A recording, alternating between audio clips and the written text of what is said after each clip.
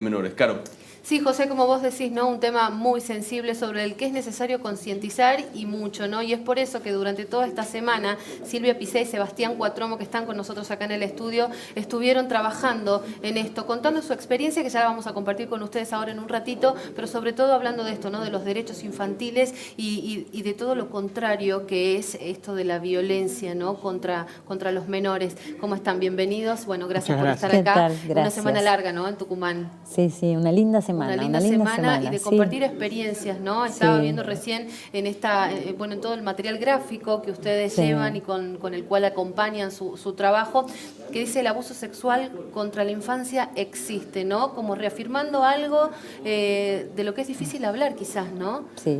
Vos fíjate la paradoja que tiene el abuso sexual, que una estadística de la Unión Europea habla de que el 20% de la población sufrió o está sufriendo abuso sexual antes de cumplir los 18 años. 20%, o sea, de cada 10 personas que conocés, 2 han sufrido o están sufriendo en este momento abuso sexual. Y sin embargo, es un delito del que no hablamos, que está callado. De esas 2 personas de 10, una está siendo abusada por su padre, por su madre, por su abuelo, por su tío.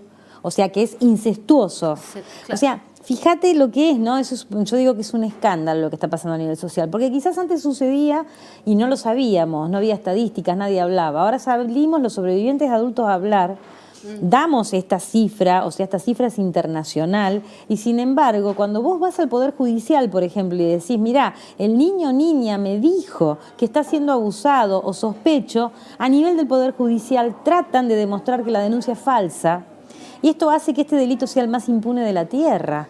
Porque tenemos muchísimas víctimas hablando y diciendo, a mí me abusó mi papá, me abusó mi tío. Con lo difícil, perdóname que te interrumpa, que es denunciar una situación como esta, ¿no? Porque vos decías, vamos y comentamos, me dijeron que estás siendo abusado, porque por general la víctima quizás es la última que lo denuncia. Muchas veces esta situación la detectan los familiares, los amigos, una maestra en el colegio, ¿no? Son situaciones que son difíciles de denunciar. Claro, muchas veces los niños, y nosotros consideramos, y conociéndonos además a nosotros como sobrevivientes, que los niños hablan siempre lo que les pasó. El tema es cómo lo hablan. Hay que saber interpretar. No siempre lo podemos, o sea, nosotros tenemos compañeras en el grupo de más de 80 años, y recién a los 80 años pueden decir, eso que me pasó toda la vida, ese dolor que arrastré, era el abuso de mi padre cuando tenía 6 años, pero lo que puede decir a los 80, vos fijate. Claro. Entonces, a veces le pedimos a los niños o niñas que nos digan textualmente lo que les está pasando.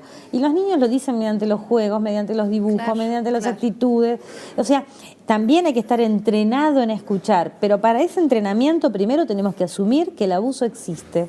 Y eso es lo que hacemos nosotros. Por eso nuestro cartel, el abuso existe. Salimos los adultos a hablar del tema para darle voz a los que hoy todavía no hablan. Eso te iba a consultar, ¿no, Sebastián? Bueno, porque están los dos trabajando muy intensamente en esto, recorren todas las provincias. ¿Y qué pasa con ese encuentro del testimonio, ¿no? Cuando la gente los escucha como adultos hablar de su experiencia, ¿no? Que es una experiencia muy dura para los dos, si la podemos contar brevemente, pero de este encuentro, ¿no? De decir, bueno, hay alguien más, un adulto que está hablando de esto, ¿no? El encuentro colectivo es maravilloso. Toda esta semana en Tucumán, todas nuestras actividades sociales, públicas, el nivel de participación, de ganas, de interés, de necesidad, por supuesto, de muchísimos sobrevivientes adultos y adultos protectores de niños víctimas en el presente, que están luchando de manera desesperada por defender a niñas y niños víctimas, por ejemplo, dentro del ámbito del Poder Judicial, la mayoría ante el abuso intrafamiliar, o sea, una gran necesidad comunitaria como la vemos en todos lados desde hace años, y al mismo tiempo esta otra alegría y esperanza de ver que cada vez somos más los que empezamos a tejer vínculos de solidaridad, redes de acompañamiento, que con nuestra presencia, nuestro testimonio público a nivel social y cultural, estamos empezando a romper este viejo muro de silencio, de negación, de ocultamiento.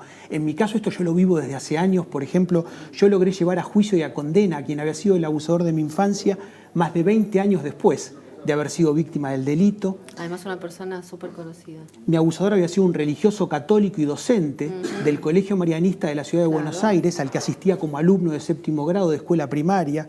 Otros chicos de mi misma edad, compañeros míos de aquel momento, también fueron víctimas de este delito por parte del mismo agresor. Y tras un largo camino de dolor y de lucha en búsqueda de reparación y justicia, más de 20 años después logré llegar a una instancia de juicio y de condena de mi abusador, a 12 años de cárcel por el delito de corrupción de menores calificada reiterada, y en ocasión de este juicio oral y público del 2012 es cuando compartí mi historia por primera vez con la sociedad, a través de distintos medios periodísticos, con el sueño y con el anhelo de que mi largo camino pudiera empezar a servirle a los demás, de que pudiera trascender colectivamente, de que pudiera servir públicamente para dar cuenta de esta gran injusticia.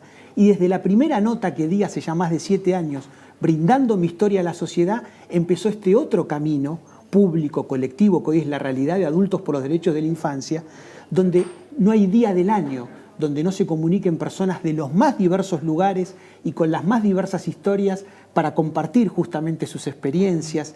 En ese sentido, digo, y reitero, esta semana en Tucumán, que además nos toca hoy a las 7 de la tarde estar en la Casa de la Cultura de Yerba Buena, lo más esperanzador que tenemos para compartir desde la sociedad civil, desde la base social, es que estamos construyendo una fuerza y una masa crítica que cada vez tiene más eco y más solidaridad en la opinión pública, y que esto está empezando a cambiar esta historia de enorme injusticia. Es difícil no pensar de que no se puede encontrar justicia en un hecho tan sensible, como decíamos al principio, donde están involucrados los niños, que es lo que habría que preservar, ¿no?, como sociedad.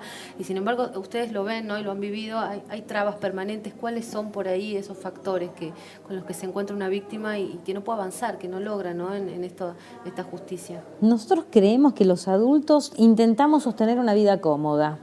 Es mucho más cómodo, porque realmente es muy doloroso. A mí además me pasó, además de ser sobreviviente de abuso, me tocó asumir que me había casado con un abusador. Ahí empieza Claro. O sea, que había elegido como padre de mi hija un abusador. Ahí empieza realmente el cambio, el momento bisagra donde digo, bueno, el abuso sexual no lo puedo dejar atrás, no puedo hacer como que no me pasó, no puedo hacer como que eso quedó en el pasado.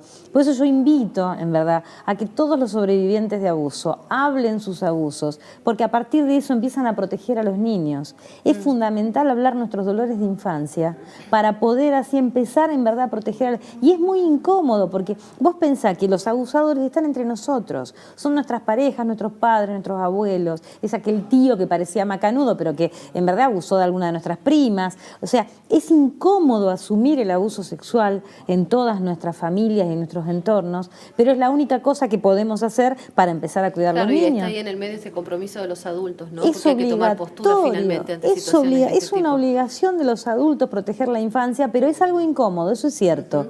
Y eso es lo que nosotros tratamos de hacer, llevar esta incomodidad de decir, tenemos que asumir que las víctimas están entre nosotros, pero los agresores también, y que basta de tener permiso social a los agresores, ¿no? Y que cuando se encuentran, ya para ir cerrando, ¿no, Sebastián, por ejemplo, con gente que me imagino que son víctimas de abuso, ¿qué es lo que piden? ¿A dónde están desorientados?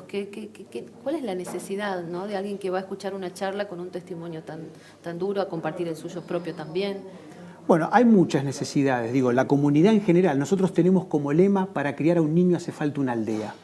Porque realmente estamos convencidas y convencidos que la responsabilidad por el cuidado de la infancia frente al delito de abuso sexual es del conjunto de la sociedad adulta. No es algo del ámbito supuestamente privado o de la familia que le tocó en suerte a cada niño o niña. Y al mismo tiempo, por supuesto, del Estado como garante de sus derechos. Entonces, por eso siempre en esta convocatoria, y realmente viene gente de la comunidad en general, no solo personas que han sido víctimas o personas que están luchando por defender a niños víctimas. Claro. Los sobrevivientes adultos sí manifiestan una gran necesidad de escucha, de solidaridad, de comprensión, de empatía. Los adultos protectores, en líneas generales y en todo el país, en un país federal tendríamos que ver la situación provincia por provincia, pero en líneas generales manifiestan una gran desesperación ante el Poder Judicial, ante el nivel de impunidad, ante la revictimización de las chicas y los chicos víctimas. En el abuso intrafamiliar se llega a situaciones dramáticas donde muchas veces se termina ordenando la revinculación de las niñas y niños víctimas con sus adultos agresores. Claro. Ahí hay un nudo que realmente amerita siempre una denuncia pública muy presente y muy urgente.